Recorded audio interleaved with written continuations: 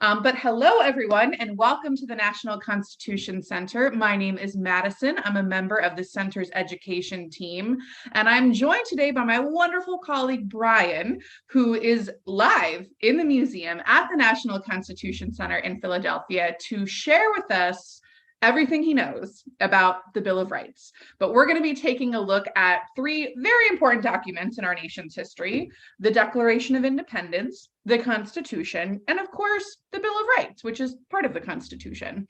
But we're going to be looking at specifically where we see themes to the Bill of Rights in all three of these documents.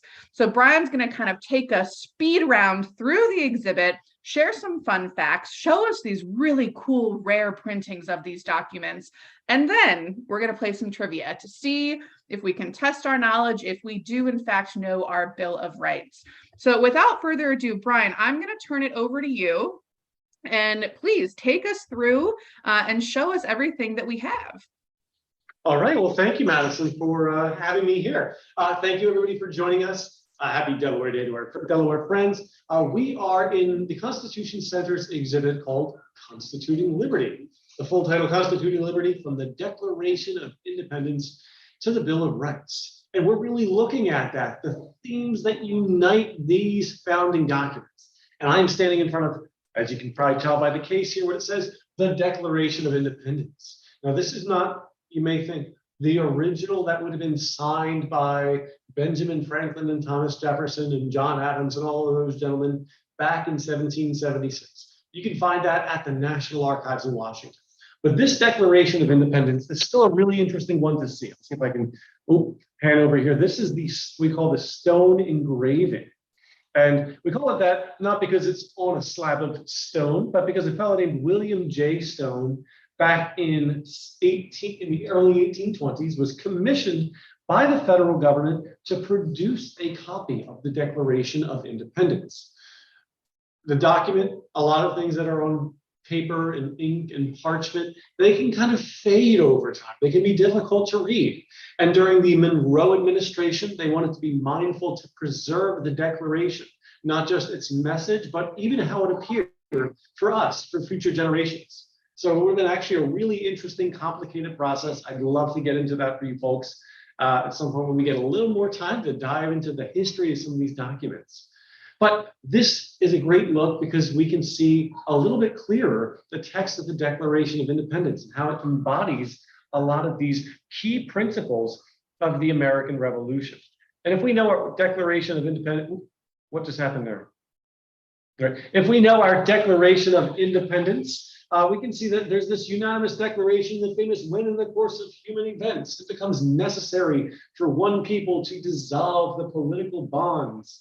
I know the cursive can be a little tricky for folks to read, but the Declaration of Independence begins with a pronouncement for why we are doing this, why we are creating this nation, the United States of America. And it says that we have all men are created equal, that we have inalienable rights. Rights that no government can take away from us. So it's already a statement that we see within our bill. It's the idea that there are freedoms that no government can divest their posterity, future generations like us. And it actually goes into it. If we were to read a lot of the rest of the text of this Declaration of Independence, you would see that it gets into the rights that the King George III and Parliament have denied to the people of these United States. And so it's really driving home that there are freedoms that the government should not have the ability to take away, to restrict. And so the Declaration of Independence, the creation of our country, really begins with that big statement that there are rights that all people are guaranteed, that are secured, that cannot be removed from them, that cannot be denied to them. But over the next 11 years, the country attempts to govern itself. The Declaration of Independence creates us as a country, of course, founds us on these principles of, equal justice under law, that the law ought to apply fairly and equally to everyone, that there are natural rights, these freedoms that no one can take away, that they cannot deny you, your freedom of conscience, your right to your beliefs and more. And these really bold ideas of popular sovereignty, that the power is derived from we the people. But the Declaration spells out why we are creating this nation and says we're creating the United States of America. But the Constitution is what I feel really says what kind of country the United States of America is going to be. And the document in this case here, this is a really interesting version of the Constitution. And it's a great one for our friends as we had our conversation about ratifying the Constitution. This is the Pennsylvania packet. It was published here in Philadelphia on September 19th, 1787. We can see that there, Pennsylvania packet and daily advertising.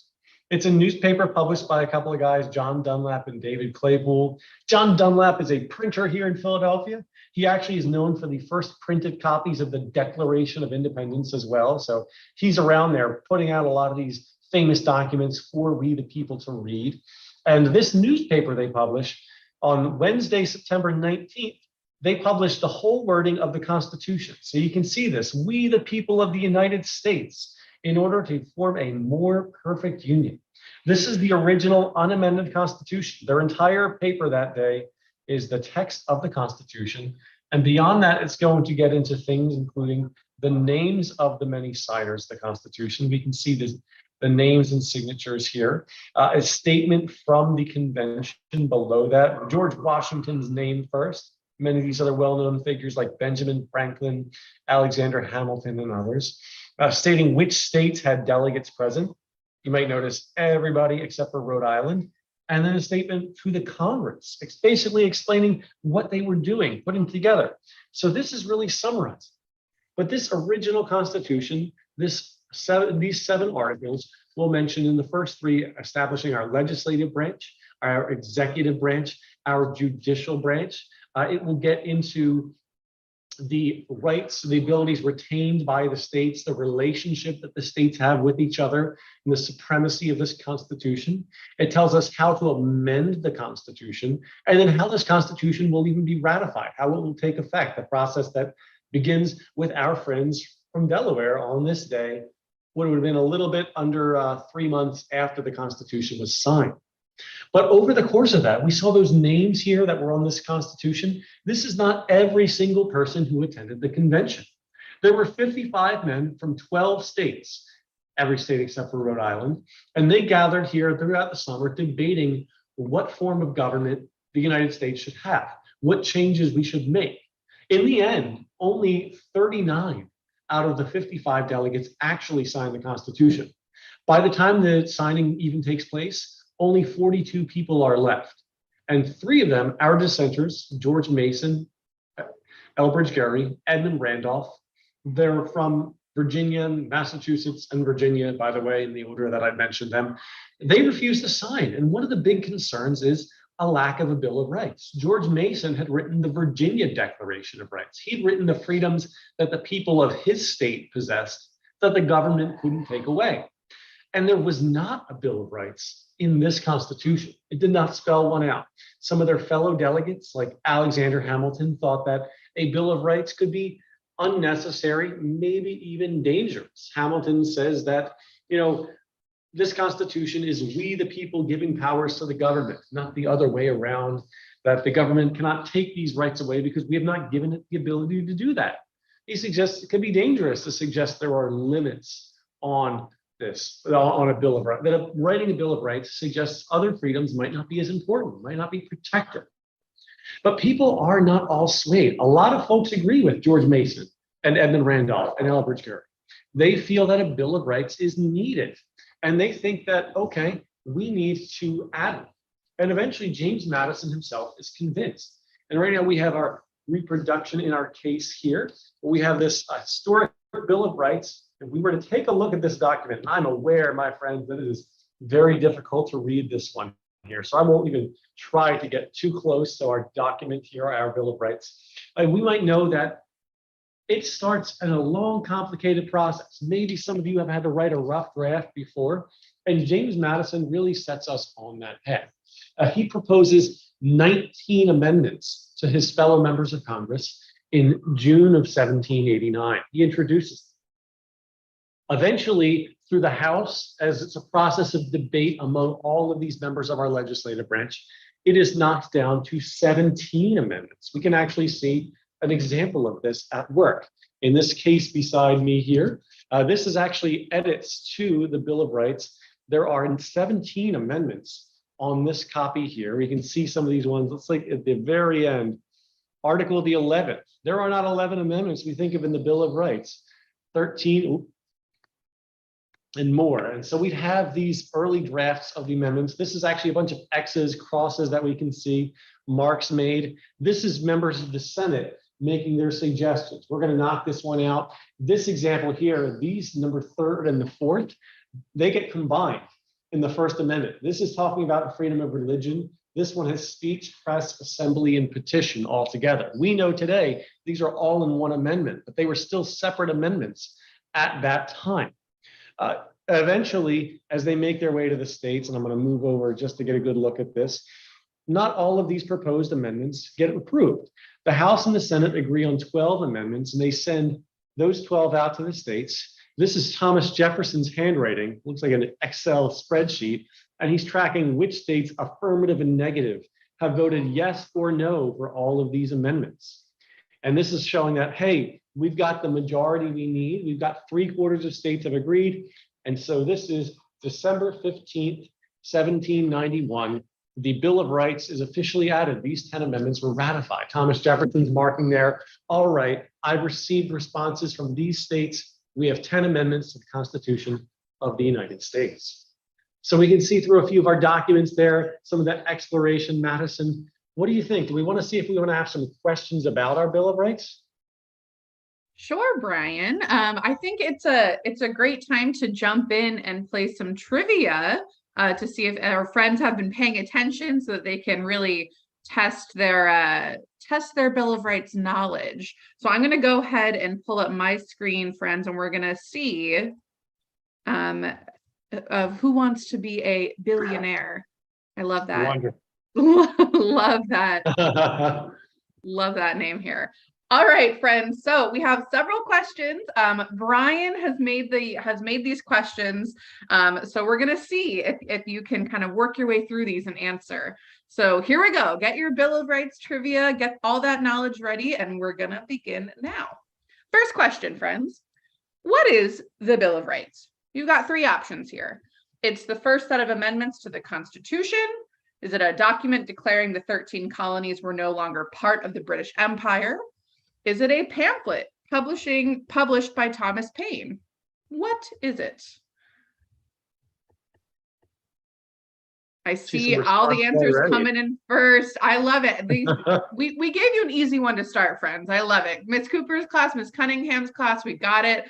Coming in, you are correct. It is the first set of amendments to the Constitution. Very, very good, friends.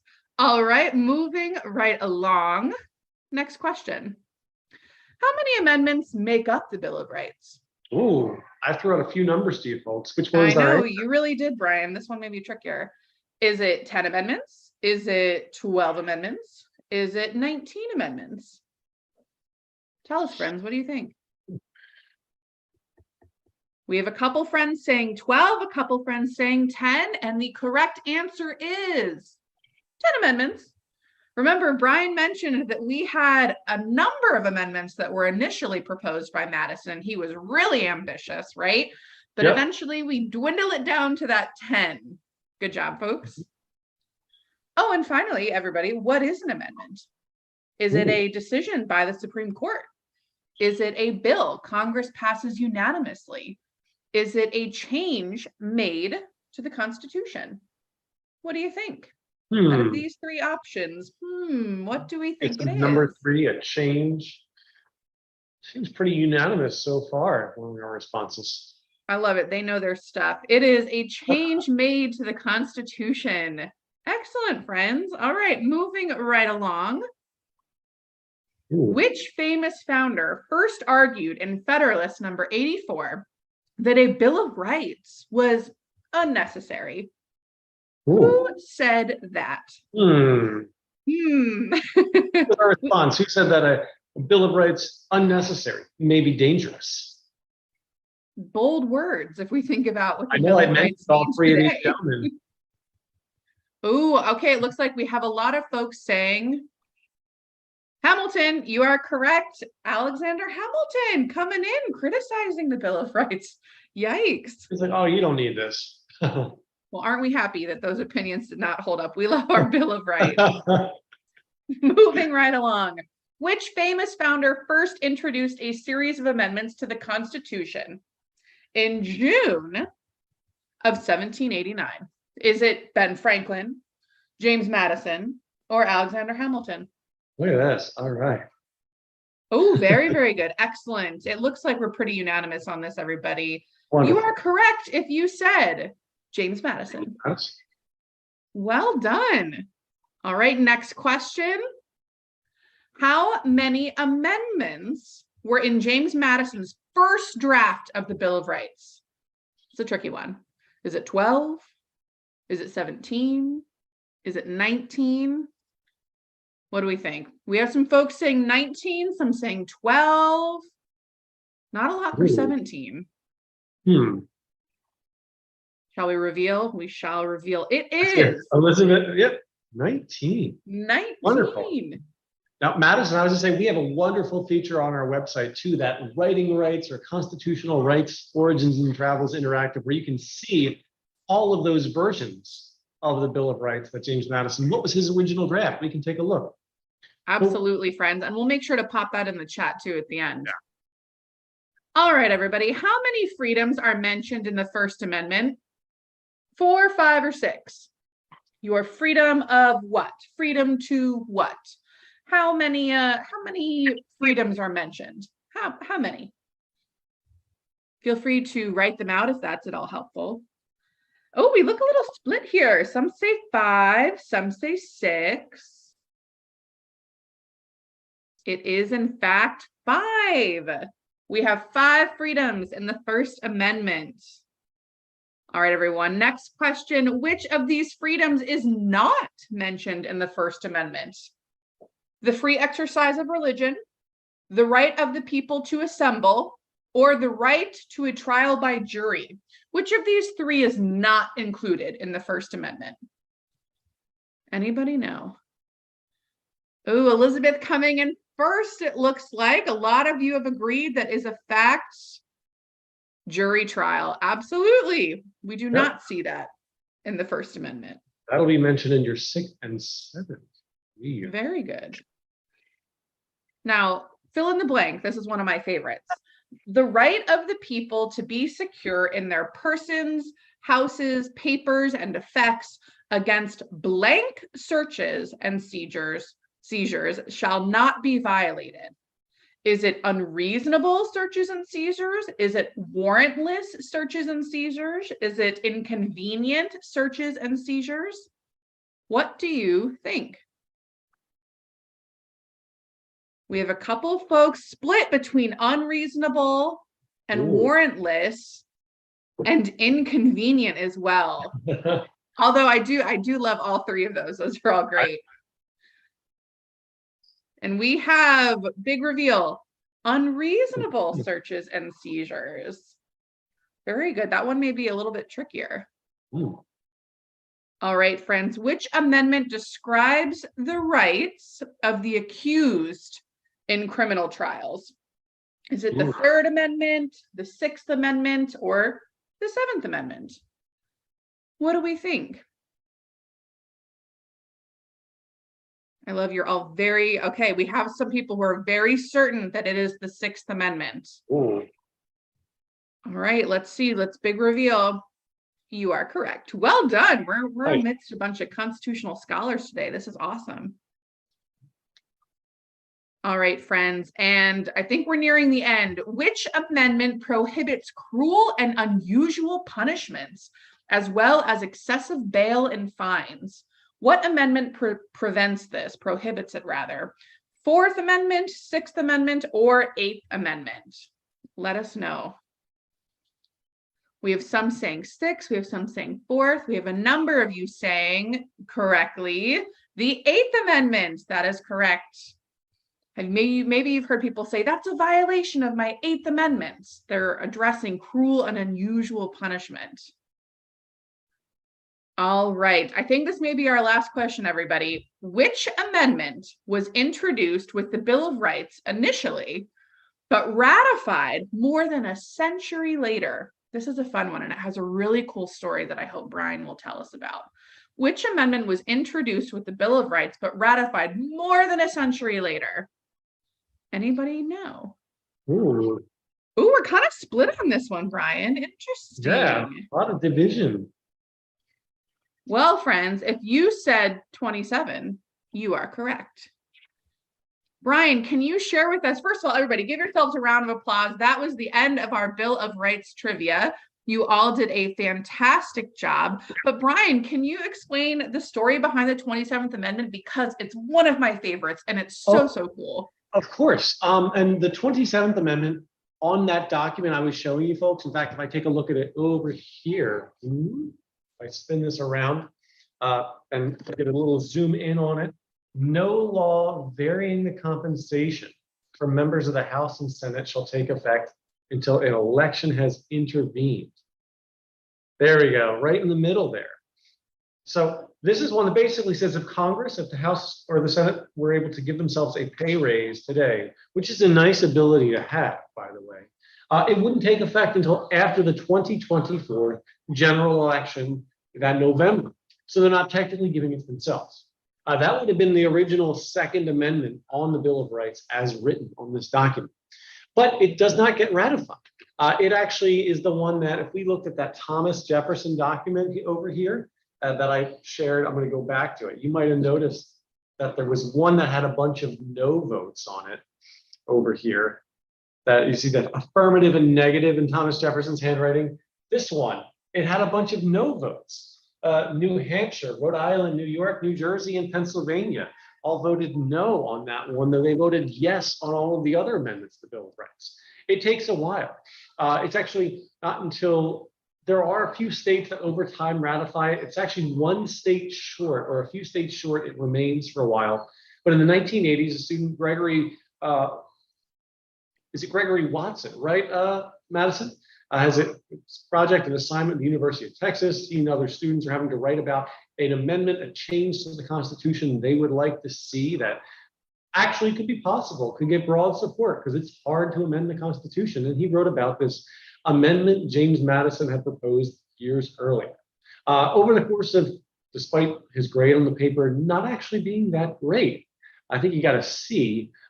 He and others agreed this was a good idea. The amendment had been submitted to the states already, so you just needed state governments to keep voting on it, and which is how it could take 203 years. From the 1980s to the early 1990s, a few more states vote to ratify this amendment, and it officially gets added as the 27th Amendment to the Constitution after 203 years.